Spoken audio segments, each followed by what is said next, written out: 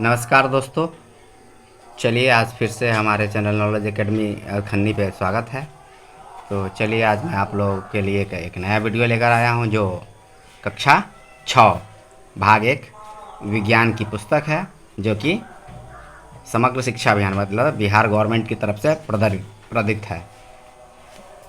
तो इस पाठ का, इस विज्ञान पाठ का कक्षा 6 के विज्ञान का हम आज पढ़ेंगे अध्याय 2, जो कि हम आज बच्चों को पढ़ा रहे हैं। तो देखिए, ये बहुत ही अच्छा एक पाठ है। भोजन में क्या क्या आता है। भोजन में क्या क्या आता है कह देने से बहुत सी बातें आ जाती है सामने। मतलब हमारे भोजन में कौन कौन से पोषक तत्व हैं उसके बारे में इस पाठ में पढ़ाया जा रहा है, और उसकी में कैसे हम किसी खाद्य पदार्थ में किसी चीज़ का जांच करेंगे, वो भी इस पाठ में पढ़ाया गया है।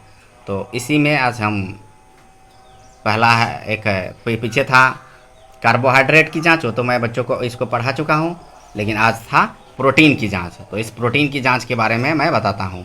हो सकता है कि शॉर्ट में मैं आगे कार्बोहाइड्रेट या मंड की जांच कैसे की जाती है उसके बारे में भी थोड़ा सा बता दूँ।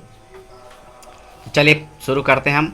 आज क्या है, अध्याय 2 है, कक्षा 6 का, बिहार गवर्नमेंट का एक बुक है। भोजन में क्या क्या आता है। भोजन में क्या क्या आता है मतलब ये पोषक तत्वों से रिलेटेड चीज़ें, बातें के बारे में पूछ रहा है। तो आज चलिए हम आज चलते हैं कि आज हम पढ़ेंगे प्रोटीन की जांच कैसे की जाती है। जैसे इस बुक में दिया हुआ है प्रोटीन की जांच, यहाँ लिखा हुआ है इस किताब में प्रोटीन की जांच। तो आपको ये बीटीसी का जो बुक है उससे रिलेटेड ये सारा इन्फॉर्मेशन हमारे इस चैनल पे मिल जाएगा। तो यह प्रोटीन की जांच, इससे रिलेटेड कुछ बातें हम आज पढ़ेंगे। वही मैंने लिखा है यहाँ पर, प्रोटीन की जांच, और हो सकता है मैं बाद में कार्बोहाइड्रेट वाला भी बता दूँ।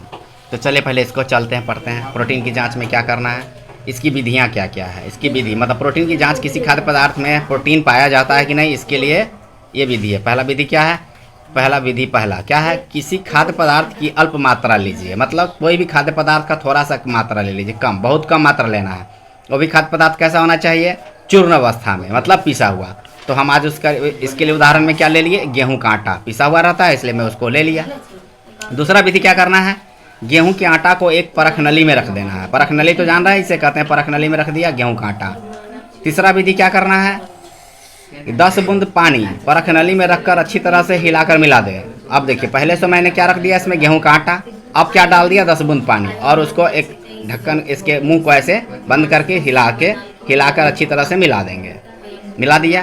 अब आते हैं चौथा पॉइंट क्या करना है। चौथा पॉइंट का, अब ड्रॉपर की सहायता से 2 बूंद कॉपर सल्फेट CuSO4 एवं 10 बूंद कास्टिक सोडा डालकर मिश्रण को अच्छी तरह से हिलाकर मिला दें। मिला देना। तो ये ड्रॉपर होता है, इस ऐसा ड्रॉपर की सहायता से इसमें 2 से 3 बूंद क्या डालना है, कास्टिक सोडा एवं 10 बूंद कॉपर सल्फेट एवं 10 बूंद कास्टिक सोडा, इस तरह से इसमें डाल के इसमें फिर से इसको अच्छी तरह से मिला देना है। अब यहाँ इस तरह से परख नली में क्या क्या चीज़ें आ गई, 2 से 3 बूंद कॉपर सल्फेट, जिसको हम लोग CuSO4 कहते हैं, CuSO4, जो कि आपके अगली कक्षाओं में ऐसा पढ़ना भी है, इसका सूत्र। दूसरा, पहले से मिला हुआ था पानी और आटा का मिश्रण, और एवं 10 बूंद कास्टिक सोडा भी डाल दिए।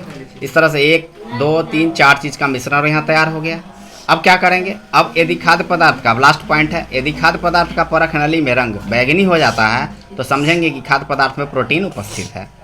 अगर अब उस मिलाने के बाद थोड़ी देर के बाद 1-2 मिनट के बाद देखेंगे तो देखेंगे कि ये जो आटा था वो बैंगनी कलर में बदल गया, बैंगनी रंग में बदल गया। अगर वो खाद्य पदार्थ का रंग बैंगनी हो जाता है तो समझेंगे कि उसमें प्रोटीन पाया जाता है। अगर बैंगनी नहीं होगा तो समझ जाएंगे कि आटा में प्रोटीन नहीं पाया जाता है। इस प्रकार हम लोग प्रोटीन की जांच कर सकते हैं। बस आज के प्रोटीन की जांच खत्म हो गई। तो चलिए मैं इस वीडियो में थोड़ा सा और ही बता दूं। जैसे मैंने पिछली कक्षा में इसे पढ़ाया था, प्रोटीन की जांच, मंड की जांच कैसे की जाती है। तो मंड की जांच के लिए विधियां हैं। पहली विधि क्या है, विधि है ये, विधि 1 है, भोजन सामग्री क्या लेना, खाद्य पदार्थ की कच्ची सामग्री की अल्प मात्रा लीजिए। कच्चा कोई भी सामान ले लेना, जैसे मैंने यहाँ लिया उदाहरण में कटा हुआ आलू। अब क्या करना, दूसरा विधि, अब खाद्य पदार्थ पर आयोडीन के तनु घोल का मतलब जो पानी में मिला होता है। तनु घोल को अंग्रेजी में कहते हैं डाइल्यूट सॉल्यूशन। डाइल्यूट सॉल्यूशन उसको कहा जाता है जिसमें पानी की मात्रा अधिक होती है और किसी तत्व की मात्रा या किसी सब्सटेंस की या किसी केमिकल चीज़ की मात्रा कम होती है, उसको कहा जाता है तनु घोल। तनु घोल का मतलब जिस घोल में पानी की मात्रा अधिक होती है उसको कहा जाता है तनु घोल। तो वो आयोडीन का घोल लेके 2 से 3 बूंद डाल देंगे उस पर। जैसे कच्चा आलू था, इस पर मैंने 2-3 बूंद आयोडीन का घोल डाल दिया। अब यदि खाद्य पदार्थ का रंग नीला एवं काला हो जाता है तो समझेंगे कि खाद्य पदार्थ में मंड उपस्थित है।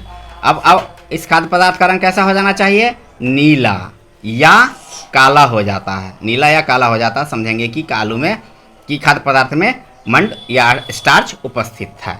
इस प्रकार से हम मंड और स्टार्च की जांच कर सकते हैं बड़ी आसानी से। इस तरह से इस वीडियो में मैंने दो चीज़ की जांच के बारे में बताया।